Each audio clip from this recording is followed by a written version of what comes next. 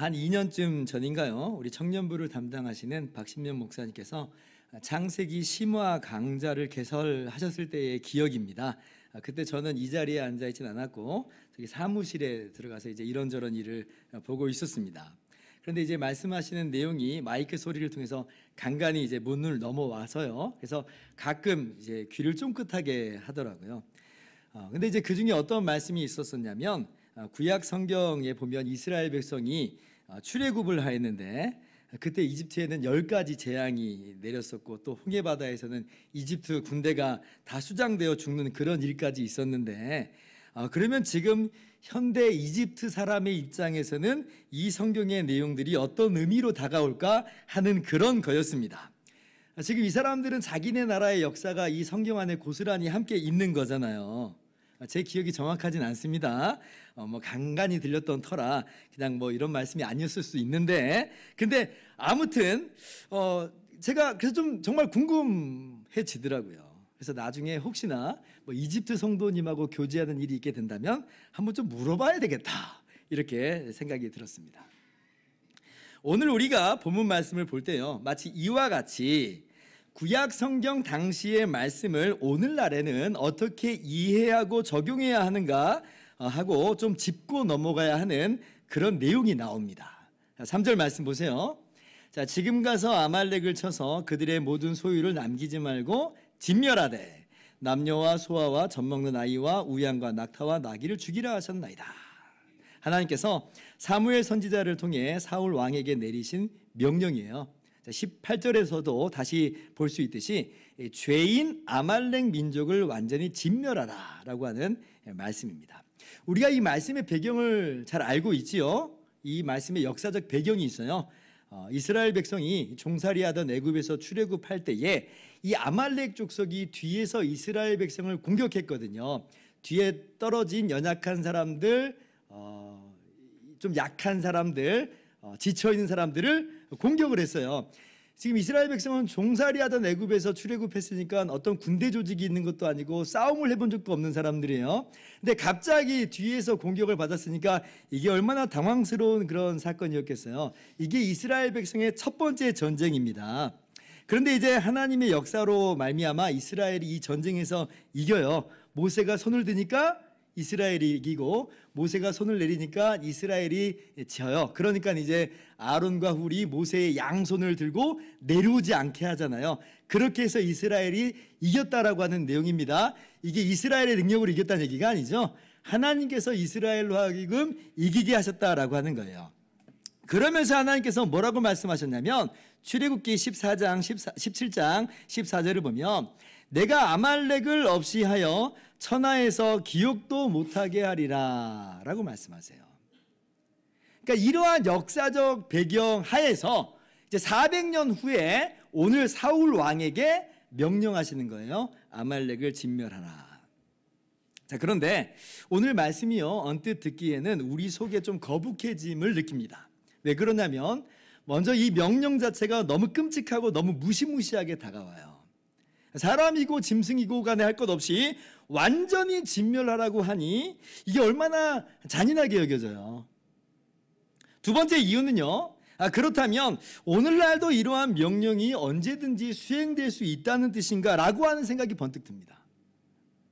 액면 그대로 받아들이면 얼마든지 그럴 수 있겠잖아요. 오늘날 이슬람 과격분자들이 어때요? 알라의 뜻이니 뭐니 하면서 자폭 테러를 일으키기도 하고 코란의 뜻을 받들어 성전을 수행한다느니 마느니 하면서 사람을 참수시키기도 하는 그런 끔찍한 일도 자행한단 말이에요. 자, 그러면 아니 우리 기독교는 어떤가 라고 하는 생각이 안 들래야 안 들 수가 없죠.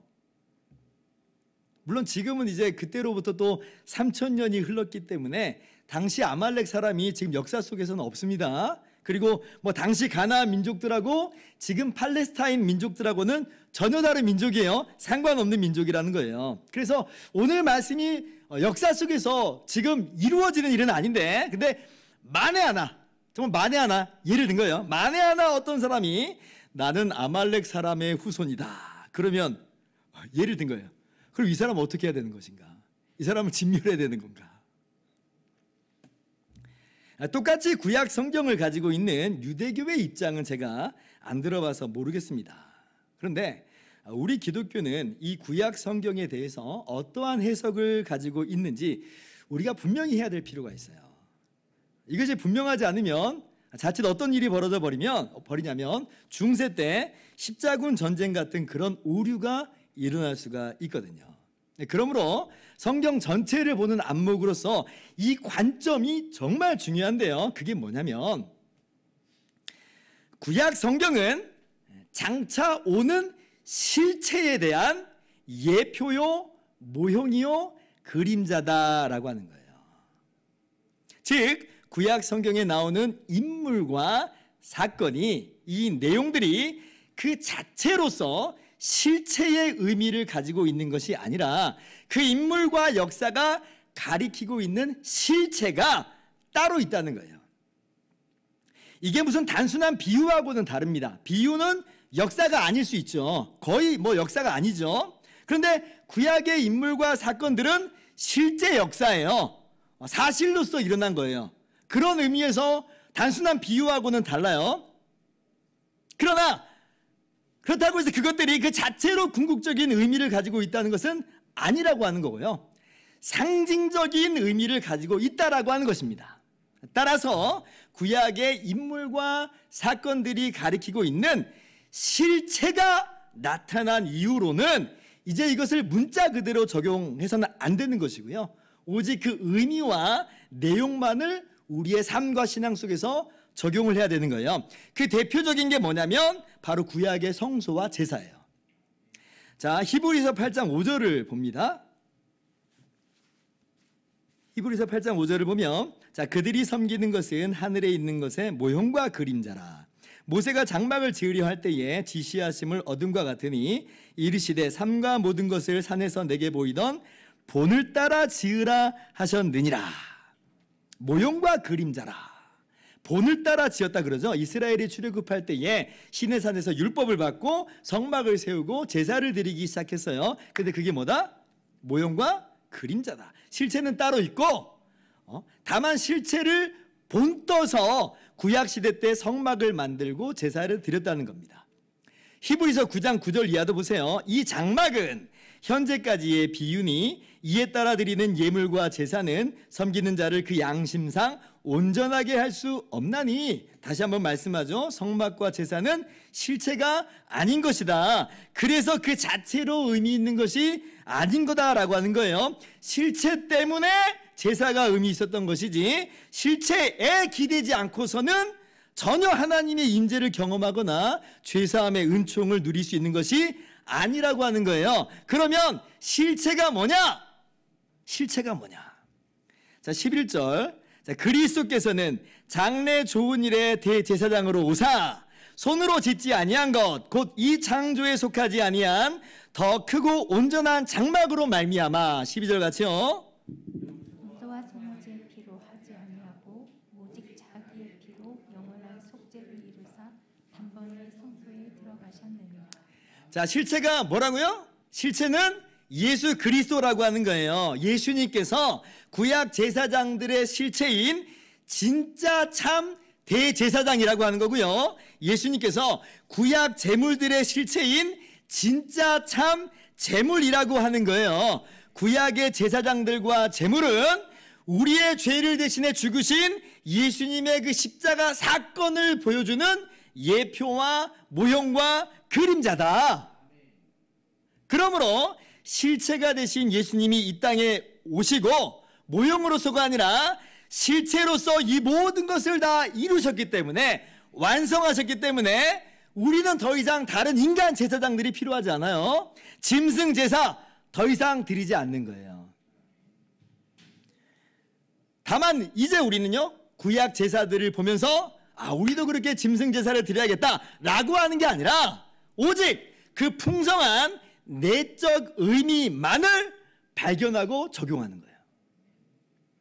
그래서 히브리서 10장 18절은 명백하게 선언하죠. 이것들을 사하셨은즉 다시 죄를 위하여 제사 드릴 것이 없느니라. 다시 제사 드릴 것이 없느니라. 신약 시대를 살아가는 우리가 왜 구약의 제사를 더 이상 드리지 않는지 그 이유가 아주 명백하게 나와 있어요. 로마서 10장 4절을 보면 그리스도는 모든 믿는 자에게 의를 이루기 위하여 율법의 마침이 되셨느니라. 예수님이 율법의 마침이 되셨어요. 그래서 우리는요, 이제 예표와 모형과 그림자의 시대를 살아가는 게 아니고 실체이신 완성이시고 마침이신 예수님이 오신 이후로는 이제 실제로서 말세의 삶을 살아갑니다. 실제의 삶을 살아가고 있는 거예요. 고린도전서 10장 11절 같이 한번 읽습니다. 시작. 그들에게 일어난 이런 일은 본보기가 되고 또한 말세를 만난 우리를 깨우치기 위하여 기록되었느니라. 자, 구약에 있는 각종 사건과 사람들에 대한 이야기인데 구약 이스라엘 사람들의 삶이 뭐라는 거예요? 말세를 만난 우리를 깨우치기 위하여 기록됐다. 그림자다라는 그림자다.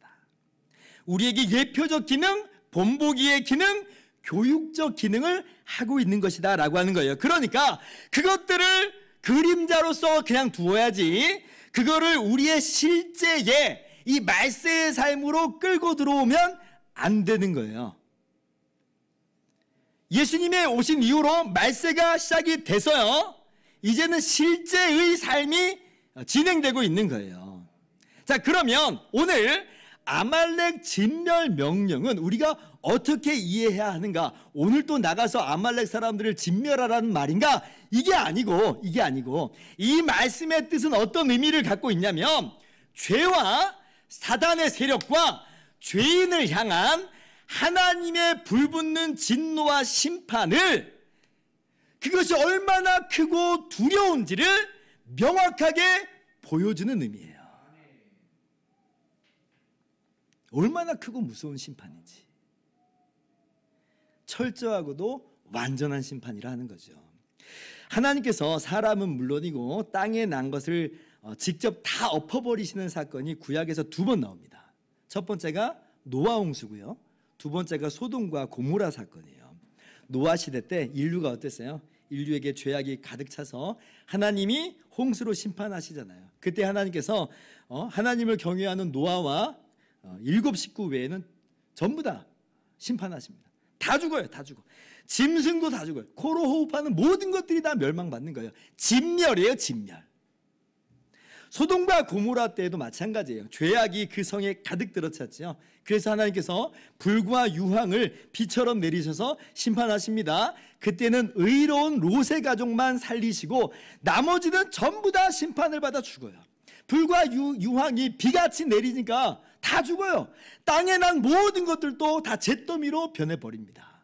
완전한 파괴, 진멸이 벌어진 거예요. 자, 그런데 예수님께서 이걸 두고 뭐라고 말씀하시냐면 이것은 그림자와도 같은데 어떤 그림자냐라고 할 때에 예수님께서 다시 오시는 날, 그때 하나님의 영원하신 심판이 있을 것인데 그것을 미리 보여주는 예표요 모형이요 그림자라 하는 거예요. 누가복음 17장 27절 이하를 한번 교독합니다. 노아가 방주에 들어가던 날까지 사람들이 먹고 마시고 장가들고 시집 가더니 홍수가 나서 그들을 다 멸망시켰으며 또 롯의 때와 같으리니 사람들이 먹고 마시고 사고 팔고 심고 집을 짓더니 롯이 소돔에서 나가던 날에 하늘로부터 불과 유황이 비오듯 하여 그들을 멸망시켰느니라. 인자가 나타나는 날에도 이러하리라. 노아 홍수나 소돔과 고모라 사건이 뭐라고 하는 거예요? 장차 예수님이 다시 오시는 날, 그때 있을 영원하고도 완전한 하나님의 공의로우신 심판의 본보기와도 같다는 거예요. 그 심판이 어떤 심판이라는 거예요? 진멸의 심판, 진멸의 심판. 엄청 두렵고 떨리는 일이에요. 자, 이와 마찬가지로 그래서 아말렉 진멸 명령도 뭐다? 죄와 사단과 죄인을 향한 하나님의 이러한 크고 두려운 심판을 미리 보여주는 것이다 라고 하는 거예요. 그 뜻이 하나님께서 내가 아말렉을 없이하여 천하에서 기억도 못하게 하리라 라고 하는 그 뜻이에요. 자, 그런데 노아 홍수 심판, 이 소돔과 고모라 심판하고 아말렉 진멸 명령하고는 차이가 나는 게 하나 있어요. 이 사람이고 짐승이고 간에 철저하고도 완전하게 진멸하는 것은 똑같은데 뭐가 하나 다르냐면, 앞선 심판들은 하나님이 직접 심판을 하시는 반면에 이 아말렉 진멸은 사울과 이스라엘 백성들을 통해서 하신다는 이 차이가 있어요. 아니, 왜 이런 차이가 주어졌는가? 이게 어떤 의미를 갖고 있는가 할 때 이게 의도가 있어요. 의도가 있어요. 이게 뭐냐면요, 하나님의 의로우신 심판 앞에 장차 멸망하게 될 세상에 대해서 우리 각자가 어떠한 삶의 태도를 가져야 하는가를 교훈하고자 하는 거예요. 지금 이 세상 속에서 우리가 하나님의 완전하신 심판을 대신 수행할 수는 없습니다. 이게 어떻게 가능하겠어요? 우리는 그렇게 전능한 존재들이 아니에요. 우리는 그렇게 완전한 존재들도 아니고 우리는 그렇게 공의로운 존재들도 아닙니다. 이건 오직 하나님만이 하실 수 있는 일이에요. 예수님 다시 오실 때에 오직 예수님만이 하시는 일이에요. 그런데 이러한 말세를, 심판을 앞에 두고 살아가는 우리에게 필요한 모습이 있는데, 그게 뭐냐면 이 심판받을 세상에 대해서 너는 과연 어떠한 위치를 취할 것이냐, 어떠한 태도를 취할 것이냐 라고 묻는 물음이 오늘 이 아말렉 진멸 명령 가운데 담겨 있는 거예요. 여러분, 우리가 이 세상에 대해서 제3자들이 아닙니다. 우리는 그냥 제3자처럼 지켜보는 존재들이 아니에요. 실제 이 세상 속에서 살아가는 존재들이에요. 그래서 우리는 세상에 대해서 판단을 해야 되고, 세상에 대해서 결심을 해야 되고, 세상에 대해서 행동을 해야만 해요. 여기에는 예외가 없어요. 그렇다면 당신은 이 장차 심판받아 진멸될 이 세상에 대해서 어떠한 결심을 가지고 살 것이며 어떠한 행동을 가지고 살 것인가 라고 묻는 것이 오늘 사울에게 하시는 명령과도 같아요. 하나님의 공의로우신 심판 앞에 장차 영원히 멸망할 영원히 멸망할 세상에 대해서 나는 과연 어떠한 자세를 가질 것인가? 사울은 어떤 태도를 취해요? 자, 8절 이하를 봅시다. 아말렉 사람의 왕 아각을 사로잡고 칼날로 그의 모든 백성을 진멸하였으되, 9절 같이요. 사울과 백성이 아각과 그의 양과 소의 가장 좋은 것, 또 기름진 것과 어린 양과 모든 좋은 것을 남기고 진멸하기를 즐겨 아니하고 가치 없고 하찮은 것은 진멸하니라. 진멸해야 될 세상과 타협을 해버렸죠. 타협을 했어요. 사울이 하나님의 말씀대로 아말렉과 전쟁을 벌여서 승리를 거두었습니다. 그러나 사울은 하나님의 말씀을 순종하지 않았어요. 분명 하나님께서는 사람이나 짐승이나 막론하고 죄인 아말렉을 진멸하라고 말씀하셨는데, 그것이 하나님의 공의로우신 심판을 나타내 보여주는 거라고 했는데, 그런데 사울은 어때요? 아각을 살려두죠. 그리고 짐승 떼도 죽이지 않습니다. 하나님의 공의로우신 심판을 그냥 약탈 전쟁으로 격화시켜 버린 거예요. 그렇게 해서 세상으로부터 전리품은 획득했어요. 부를 얻었어요. 그러나 이것은요, 하나님 앞에서 불순종한 것이었고 멸망받을 세상과 짝하여 버린 거죠. 이러한 치명적인 죄악을 사울이 저지르게 된 겁니다. 결국 사울의 귀에 맴도는 음성은 하나님의 소리가 아니었어요. 짐승떼가 음매하고 부르짖는 그 소리가 사울의 귀에 달콤하게 들렸던 것이고, 사울은 하나님의 소리, 하나님의 음성을 버린 거예요. 짐승떼의 소리, 짐승떼의 음성을 선택한 거죠. 오늘 15장 말씀을 보면 이 소리, 음성이라고 하는 이 같은 단어가 의도적으로 반복되어 사용되고 있습니다. 한번 성경을 따라와 보세요. 1절을 한번 보시면, 원문상으로는요, 여호와의 말씀의 소리를 들으소서예요. 여호와의 말씀의 소리를 들으소서. 근데 말씀의 소리 하니까 뜻이 중복되는 것 같아서 우리말 성경에서는 말씀을 들으소서 했어요. 자, 하나님의 소리가 있어요. 그런데 이 사무엘이 이제 전쟁에서 승리한 사울을 방문하죠. 근데 이상한 소리가 들리는 거예요. 어떤 소리요? 14절 보니까 양의 소리와 소의 소리가 들리죠. 만약에 사울 왕이 하나님의 소리를 순종했다면 들리지 말아야 될 소리인데, 들릴 수 없는 소리인데, 근데 양의 소리, 소의 소리가 들리더라.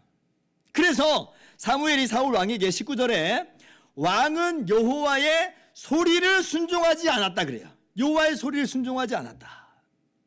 그러니까 사울 왕이 아니다, 나는 여호와의 소리를 순종했다, 이건 제사 드리려고 그런 거다 라고 변명해요. 그러나 그 어떠한 변명에도 불구하고 이 양과 소의 소리는 사울 왕이 하나님의 소리를 순종하지 않았음을 증명해 주는 거예요. 양과 소의 소리가 들리는 이상 하나님의 소리를 듣지 않은 거라는 거죠.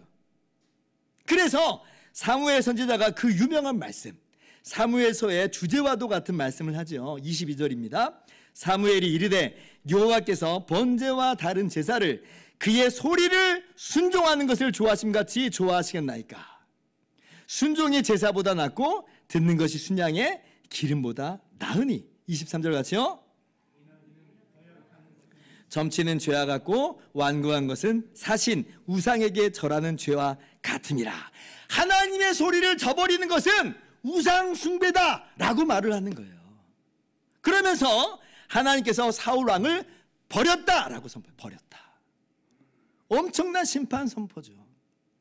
사울 왕은 양과 소는 얻었어요. 그러나 하나님은 잃어버렸고 왕위에서는 쫓겨나게 된 거예요. 세상은 얻었거든요. 세상의 소리는 들었는데 하나님은 잃어버렸어요. 그러니까 사울 왕이 화들짝 놀라서 하는 말이 24절이에요.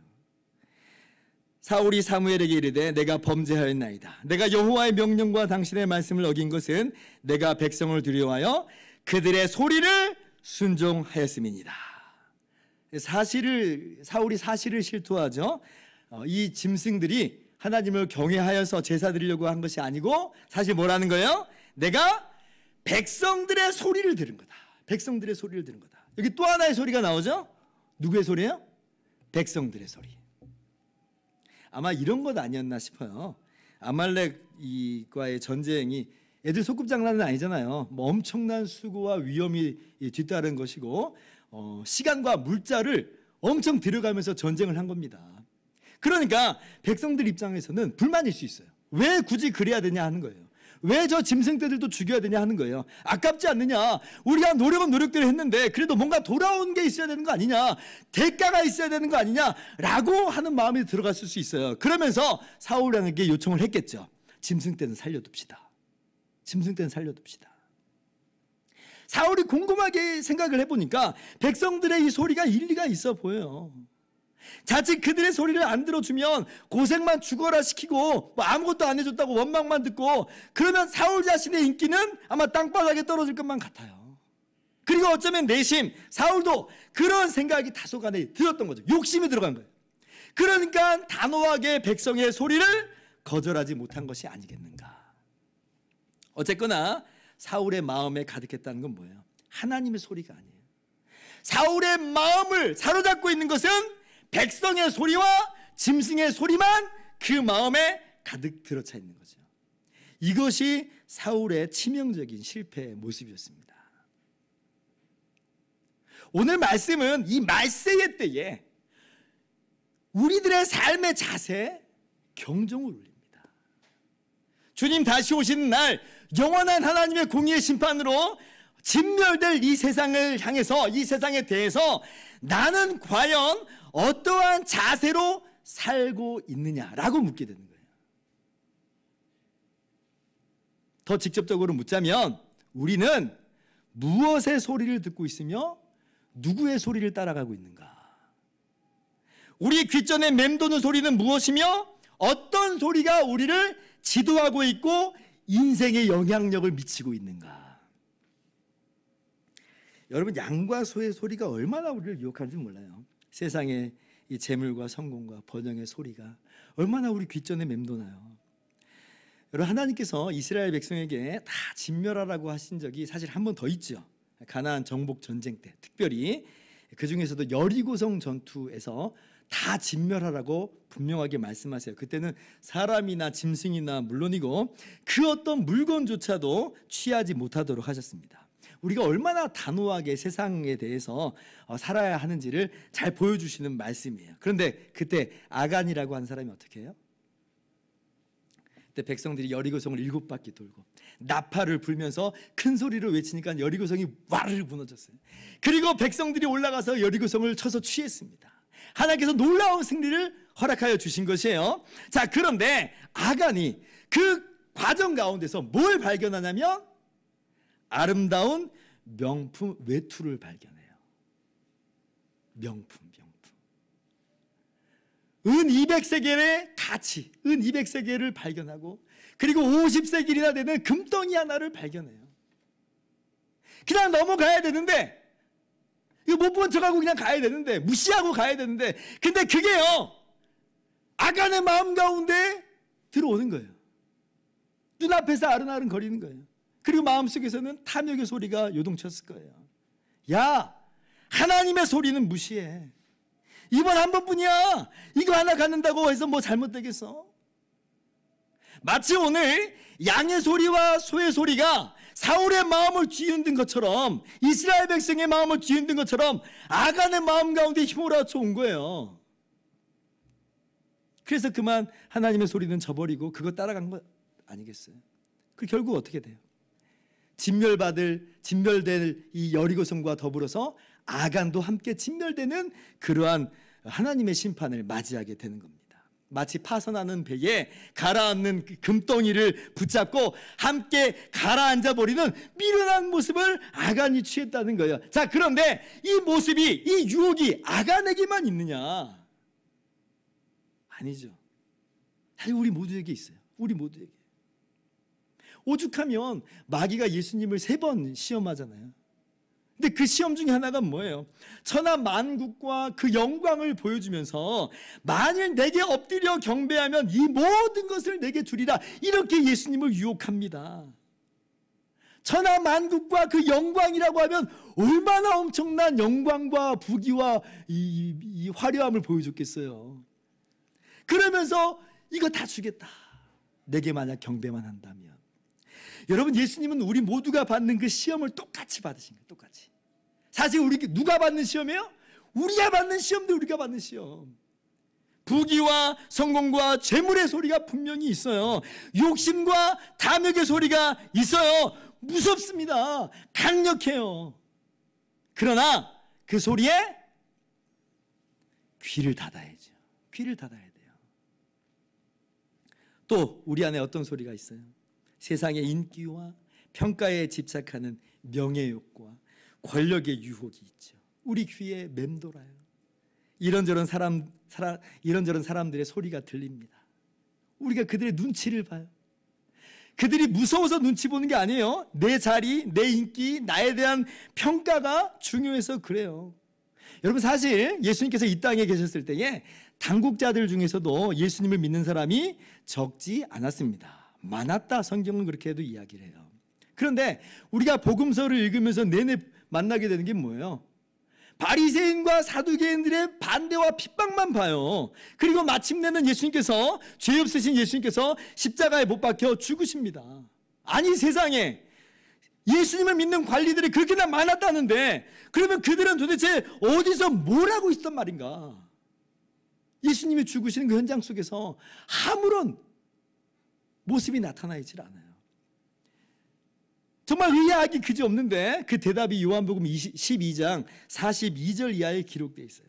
그러나 관리 중에도 그를 믿는 자가 많되 바리새인들 때문에 드러나게 말하지 못하니 이는 출교를 당할까 두려움이라. 43절 같이요.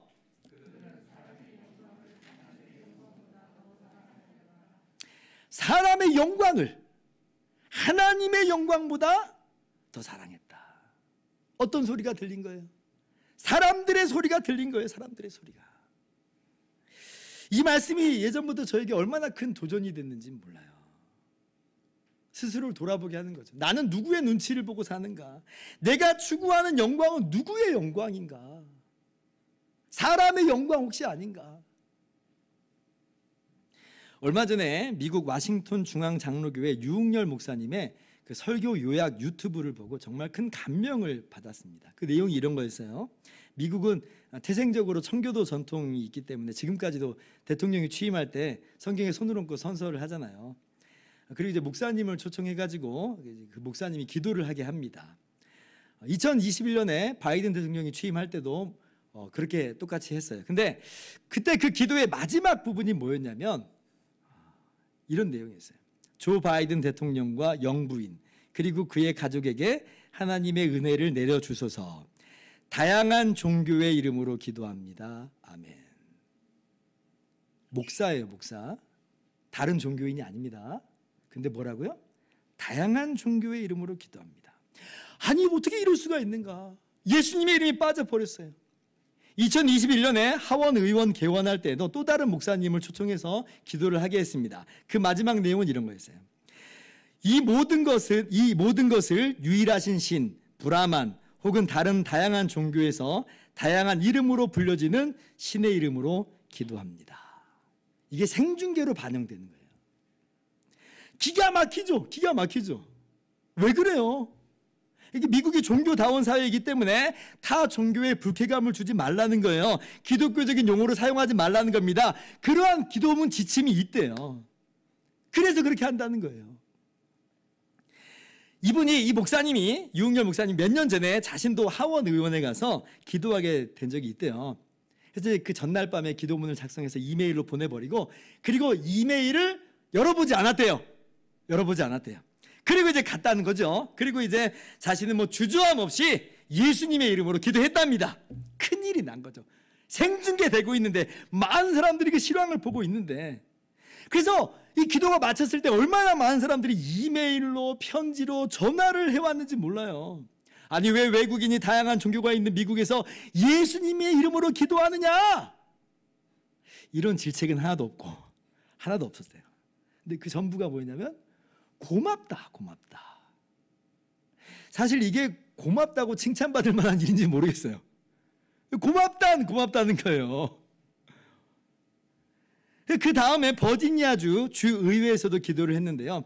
마찬가지로 예수님의 이름으로 기도하고 마쳤대요. 그러니까 모든 의원들이 다 기립해서 박수를 쳐요. 그리고 정말 인상적인 한마디, 한 의원이 다가와서 이렇게 말하더랍니다. 목사님, 왜 그렇게 많은 목회자가 이 자리에 와서 예수 그리스도의 이름으로 기도하는 것을 두려워합니까? 그 말을 딱 듣는데 제가 눈물이 핑 돌더라고요. 마치 저의 부끄러운 모습을 좀 들킨 것 같아가지고. 목회자들이 이 정도인데 성도님들은 오죽하겠어요? 왜 그래요? 사람의 영광이 더 좋은 거예요. 사람에게서 오는 영광이 더 사랑스러운 거예요. 그거 놓치기 싫은 거예요. 오늘 사울 왕이 그렇습니다. 백성들의 소리에 귀를 기울인 거예요. 백성들의 소리를 순종한 거예요. 하나님이 아니고. 이 목사님의 마지막 이 내용이 이런 거였어요. 우리가 세상 앞에서 너무나 움츠리고 세상과 함께 화합해 가겠다는 명분으로 세상과 타협해버리고 만다. 여러분, 그러니 우리 기독교인들이 막무가내로 살자는 말이 아닙니다. 믿는 자답게 겸손하게 살고 성실하게 살고 정직하게 살아야죠. 다만 우리의 본질적인 부분에서는 주저함이 없어야 된다는 거예요. 우리의 신앙을 숨길 것도 아니라고 하는 거예요. 우리가 누구의 소리를 듣고 사는 사람인지를 명백하게 보여주자는 거예요. 또 그래서 손해 좀 보면 어때요? 예수님은요, 우리를 구원하시기 위해서 하늘 보좌에서 진이 이 땅에 내려오시는 손해를 보셨어요. 그 고통의 십자가에 달리시는 그 엄청난 손해를 받으셨다고요.